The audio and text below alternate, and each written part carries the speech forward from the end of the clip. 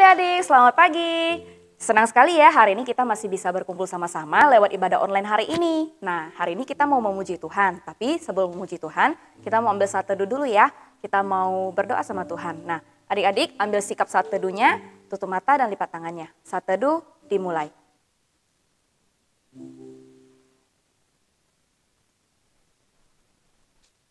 Saat teduh selesai. Nah, adik-adik, hari ini kita mau menyembah Tuhan kita mau nyanyi satu lagu, Selamat Pagi Tuhan.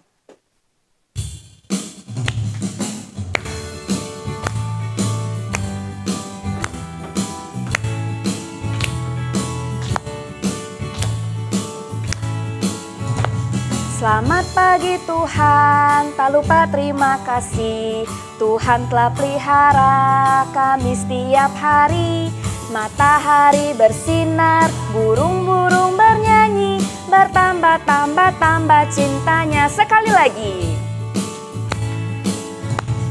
Selamat pagi Tuhan, tak lupa terima kasih. Tuhan telah pelihara kami setiap hari. Matahari bersinar, burung-burung bernyanyi, bertambah-tambah cintanya, bertambah-tambah cintanya, bertambah-tambah cintanya. Yuk adik-adik, sekarang kita mau lipat tangan, tutup matanya, kakak pimpin dalam doa ya. Tuhan Yesus, terima kasih untuk hari ini. Kami bersyukur kami dapat mengikuti ibadah online hari ini. Kiranya Tuhan yang tolong dan berkati. Dalam nama Tuhan Yesus kami berdoa. Amin. Adik-adik, sekarang kita mau hafalin ayat hafalan kita ya. Nah, ayat hafalannya masih sama seperti minggu lalu. Diambil dari Yakobus pasal 5 ayat ke-16b. Yuk sama-sama bangkit berdiri, kita sama-sama hafalin dan peragain ya. Oke, yuk kita hafalin sama-sama Yakobus pasal 5 ayat 16b. Doa orang benar bila dengan yakin didoakan, sangat besar kuasanya. Nah, gimana? Gampang kan? Kita coba sekali lagi ya. Yakobus pasal 5 ayat 16b. Doa orang yang benar, bila dengan yakin didoakan, sangat besar kuasanya. Nah, adik-adik, sekarang sebelum kita mau mendengarkan firman Tuhan, kita mau nyanyi satu lagu dulu ya. Kita mau nyanyi lagu Happy Ya Ya Ya.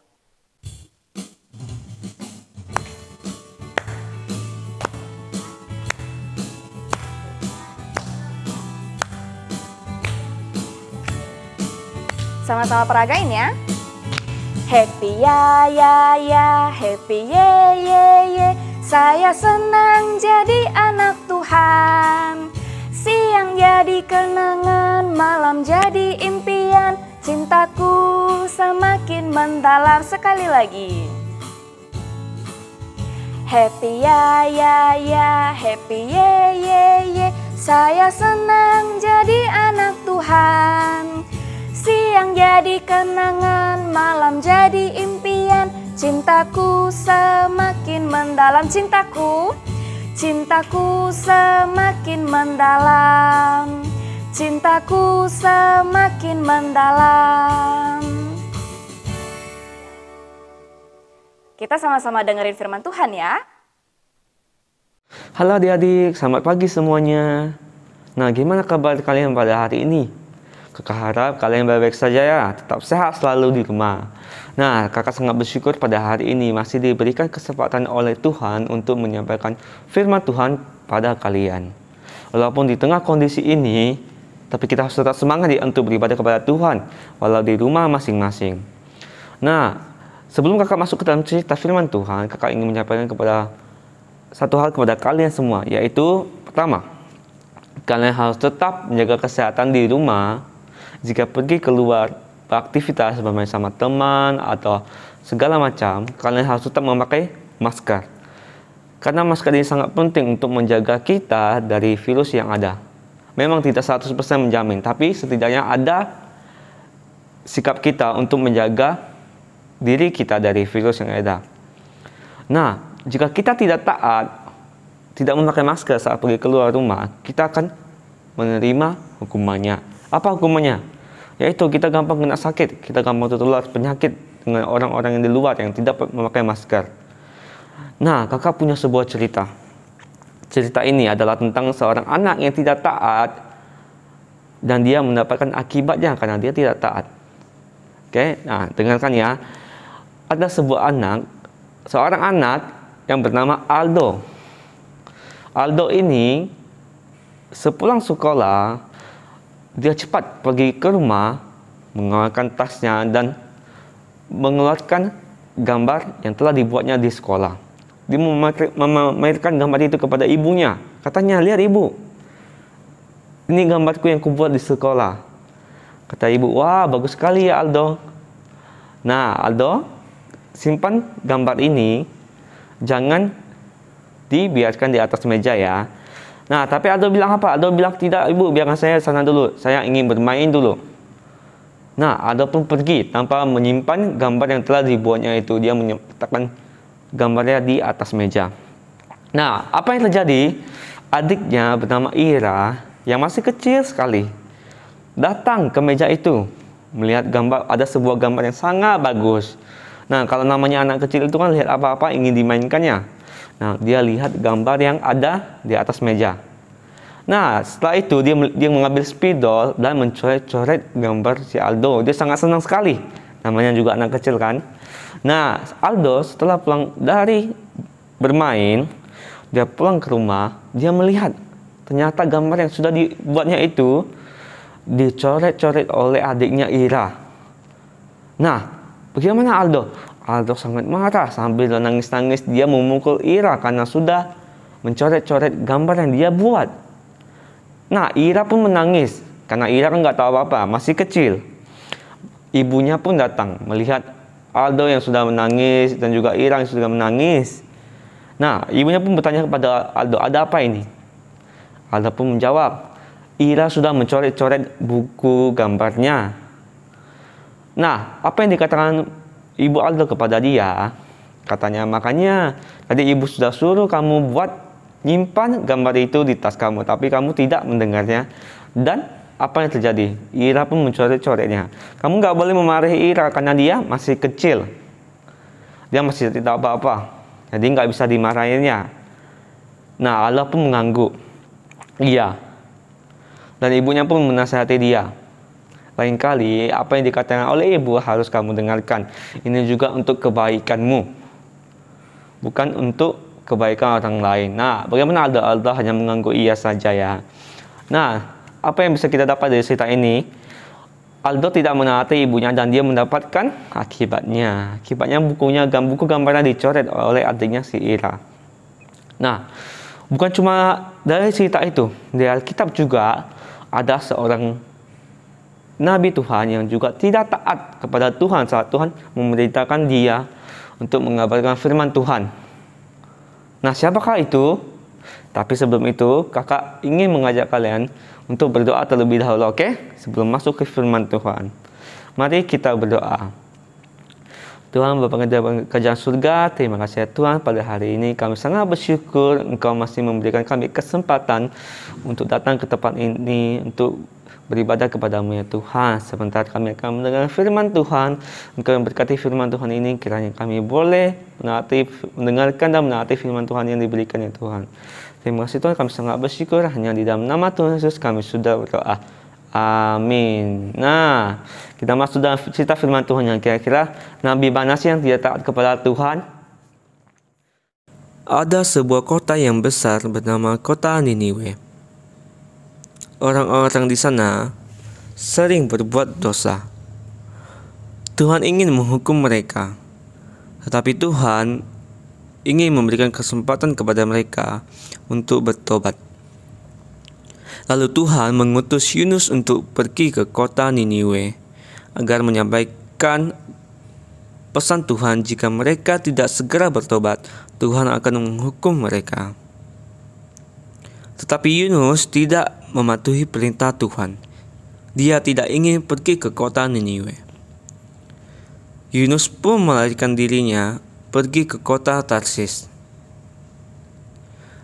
Yunus pergi ke pelabuhan ingin menaiki kapal yang menuju ke kota Tarsis, bukan ke kota Niniwe. Apakah Tuhan tidak mengetahuinya? Tentu saja Tuhan mengetahuinya, karena Tuhan Maha Tahu. Dia tahu bahwa Yunus tidak ingin pergi ke kota Niniwe, melainkan pergi ke kota Tarsis. Di tengah laut, Tuhan pun menurunkan badai yang sangat besar sehingga kapal itu hampir hancur. Orang-orang di kapal itu sangat panik. Mereka awalnya tidak mengetahui kenapa badai itu bisa terjadi. Tetapi pada akhirnya mereka pun tahu bahwa penyebab badai ini adalah Yunus. Mereka pun beramai-ramai mengangkat Yunus lalu membuang dia ke laut. Yunus pun tenggelam ke dalam laut. Setelah itu, apakah Tuhan membiarkan Yunus tenggelam ke dalam laut? Tidak. Tiba-tiba Tuhan mengirimkan ikan yang sangat besar untuk menelan Yunus. Yunus pun berada di perut ikan itu selama 3 hari. Yunus pun tahu bahwa dia bersalah karena tidak mengikuti perintah Tuhan. Dia pun berdoa kepada Tuhan agar Tuhan mau menyelamatkan dia. Nah, Tuhan pun mendengarkan doanya.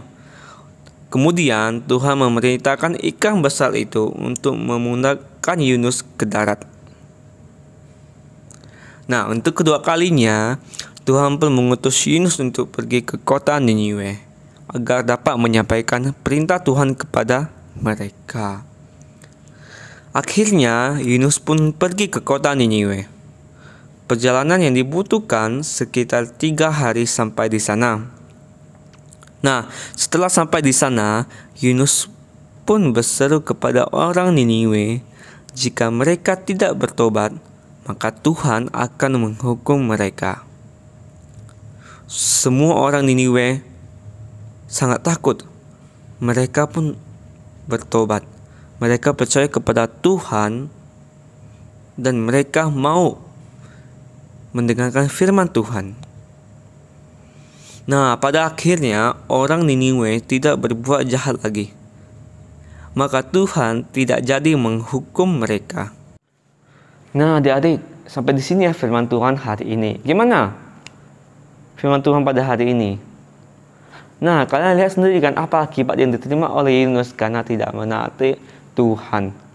Tuhan menyuruhnya untuk pergi ke Niniwe, tapi dia tidak pergi ke sana. Dia malah pergi ke Tarsis. Dan apa akibatnya? Kapal yang ditumpanginya itu mengalami kecelakaan di tengah laut.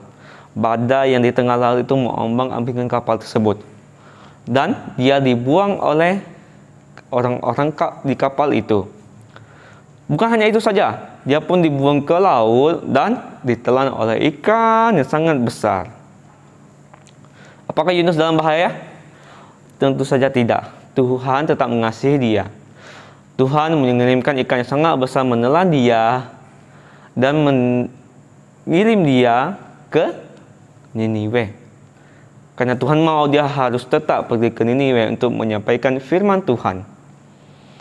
Nah, adik-adik, dari firman Tuhan ini kita tahu ya, jika kita tidak menaati Tuhan, maka kita akan menerima akibatnya.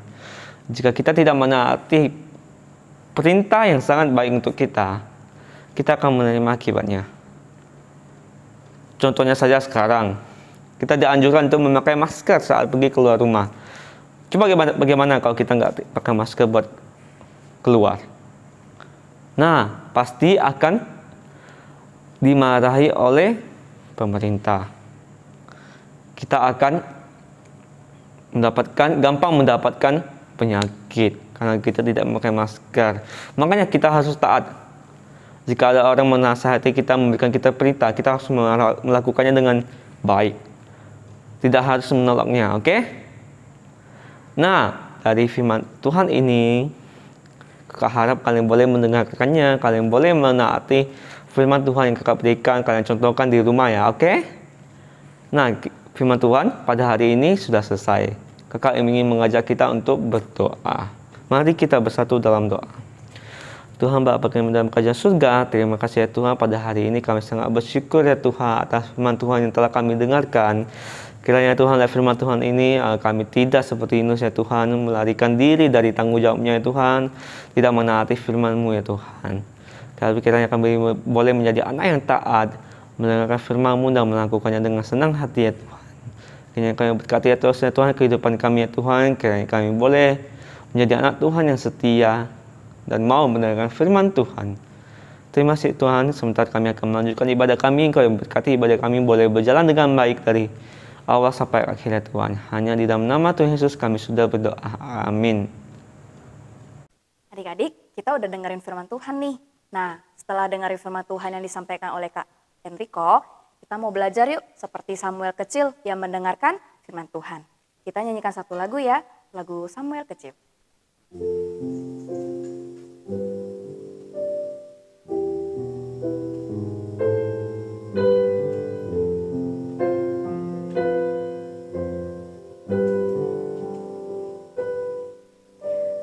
Mari Tuhan berfirman-Lah, hati kami telah siap dibentuk, jadikan kami seperti Samuel kecil yang taat dengar-dengaran. Sekali lagi Samuel kecil. Mari Tuhan berfirman-Lah, hati kami telah siap dibentuk, jadikan kami seperti Samuel kecil yang taat dengar-dengaran. Jadikan kami seperti Samuel kecil yang taat dengar-dengaran, yang taat dengar-dengaran. Nah adik-adik, ibadah kita hari ini sudah selesai. Tapi sebelum kita mengakhiri ibadah kita mau nyanyi satu buah lagu lagi ya. Kita mau nyanyi lagu Bapa Terima Kasih. Bapa terima kasih, Bapa terima kasih, Bapa